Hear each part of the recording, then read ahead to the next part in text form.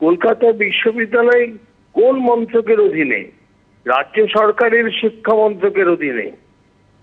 তাহলে এটা কাকে উনি বলছেন, কাকে আক্রমণ করছেন? তাহলে ব্রাত্যবাবুকে আক্রমণ করতে হয়, তাদের মুখ্যমন্ত্রী মমতা বন্দ্যোপাধ্যায়কে আক্রমণ করতে হয়। আসলে এ ধরনের অপকর্ম এই তৃণমূল মানে সমস্ত স্তরে হয়ে গেছে। ছাত্ররা, তৃণমূল ছাত্র পরিষদ ছাত্রদের পড়াশোনা আর চাইছে না। এটাকে কোনো মতেই বরদাস্ত করা উচিত নয়।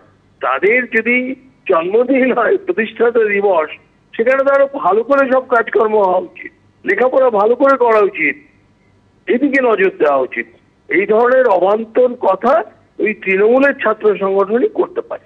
টিএমসিপির প্রতিষ্ঠা দিবসে কলকাতা বিশ্ববিদ্যালয়ের পরীক্ষা এবং পরীক্ষাসূচি, তাই নিয়ে ঘোরতর আপত্তি শাসক দলের ছাত্র সংগঠনের।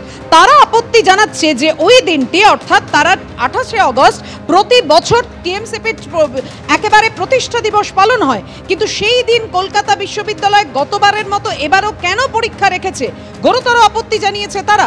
28শে আগস্ট দুপুর 2টো থেকে কলকাতা বিশ্ববিদ্যালয়ে স্নাতকোত্তরের পরীক্ষার দিন ও সূচি নিয়ে আপত্তি জানিয়েছে তৃণমূল ছাত্র পরিষদ।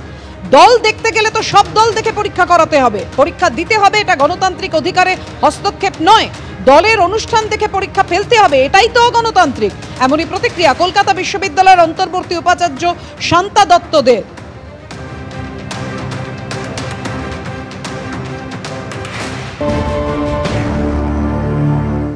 এটা আমার কাছে একবারে সম্পূর্ণ ভিত্তিহীন, অযৌক্তিক অভিযোগ।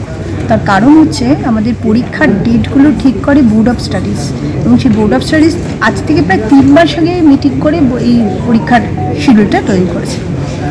এবং কোন ভিত্তিতে করে না, একাডেমিক ক্যালেন্ডারের ভিত্তিতে, যেখানে গভর্নমেন্ট হলিডেজগুলোকে আমরা সবসময় বাদ দেব। আমার পরিষ্কার বক্তব্য হচ্ছে যে কোনো রাজনৈতিক দলের কোনো অনুষ্ঠানের দিনকে গুরুত্ব দিতে আমি রাজি নই। তাই পরীক্ষা যেমনভাবে 3 মাস আগে ঠিক হয়েছে, পরীক্ষা তেমনভাবেই, মানে 28শে আগস্ট পরীক্ষা ডেফিনেটলি হবে। আজকে এটার পেছনে যদি রাজনীতি লাগে, আমি কোনো রাজনৈতিক দলের পৃষ্ঠপোষকতা করি না, তাই আমি বললাম বিজেপি ছাত্র সংগঠন থেকে শুরু করে সিপিএম থেকে শুরু করে এসইউসিআই থেকে শুরু করে যাবতীয় ইনক্লুডিং তৃণমূল আমার কাছে সমানভাবে আমার কাছে ট্রিটমেন্ট পাবে। তৃণমূল ছাত্র পরিষদের যেদিন প্রতিষ্ঠা দিবস সেদিনই কলকাতা বিশ্ববিদ্যালয়ের স্নাতকোত্তরের পরীক্ষা রয়েছে। 28শে আগস্ট দুপুর 2টো থেকে রয়েছে স্নাতকোত্তরের এই পরীক্ষা। আর ঠিক এই নিয়েই আপত্তি জানাচ্ছে তৃণমূল ছাত্র পরিষদ। শুধু তাই নয়, কলকাতা বিশ্ববিদ্যালয় কর্তৃপক্ষকে বেনজির আক্রমণও করেছেন টিএমসিপি রাজ্য সভাপতি তৃণাঙ্কুর ভট্টাচার্য, এবং তিনি যেটা বলছেন যে এই নিয়ে ঘোর আপত্তির জায়গা জানিয়েছেন তিনি।